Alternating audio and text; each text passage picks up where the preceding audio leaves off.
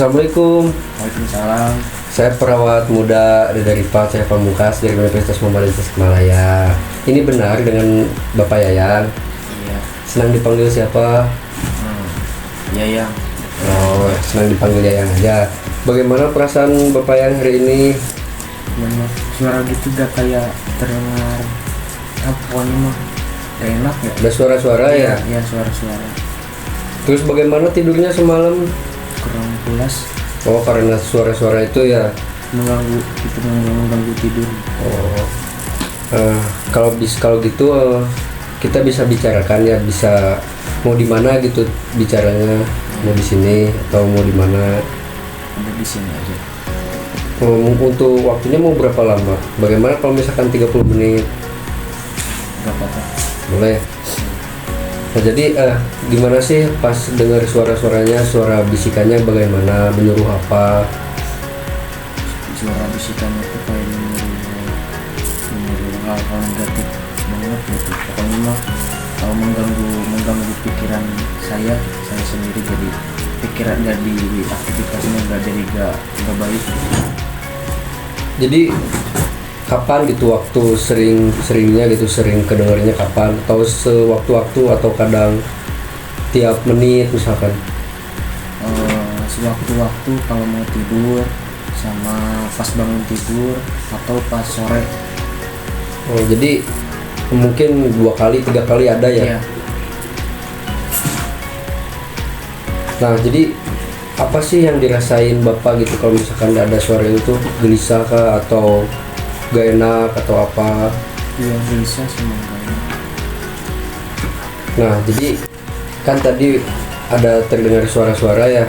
Jadi bagaimana kita kalau misalkan belajar untuk mengontrol si suara-suara itu? Mau?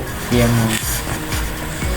Jadi ini tuh ada 4 caranya tuh. Nah, yang pertama tuh bisa menghardik. Jadi menghardik tuh kayak mencaci maki gitu. Kalau misalkan kayak ada suara, apa sih ini, jangan ganggu saya gitu misalkan.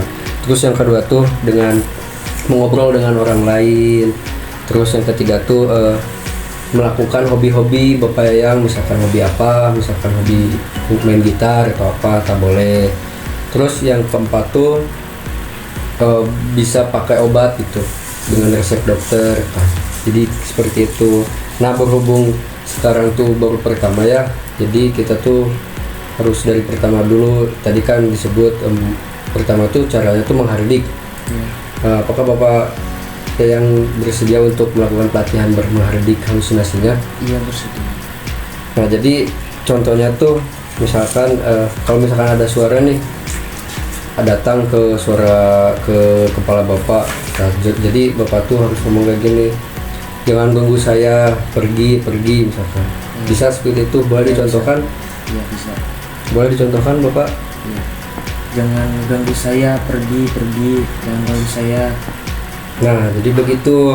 Nah, jadi pelatihan itu harus diulang-ulang. Kalau misalkan udah ada lagi, nah ulang lagi terus tuh. Nah, boleh dilakukan lagi gitu, diulang lagi sekali lagi. Jangan ganggu saya, pergi, jangan ganggu saya.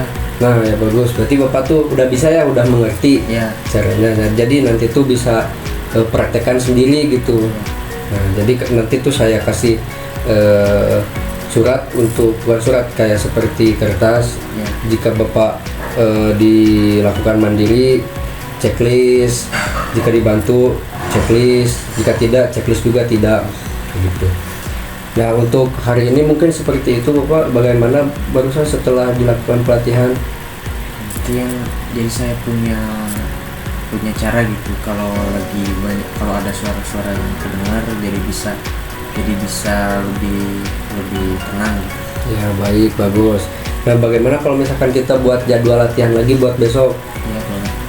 Nah, mau jam berapa? Jamnya ya udah kayak sekarang aja. Jam 8 malam ya? Ya. Sebelum tidur mungkin. Nah, jadi besok tuh, kalau misalkan besok tuh kita tuh mencoba latihan yang kedua. Ya. Dengan cara besok mau pakai obat dulu, coba pakai obat. Ya. Apakah Bapak bersedia? Iya, bersedia. Nah, mungkin seperti itu di ruang sini lagi ya kalau mau ya. Ya, di sini.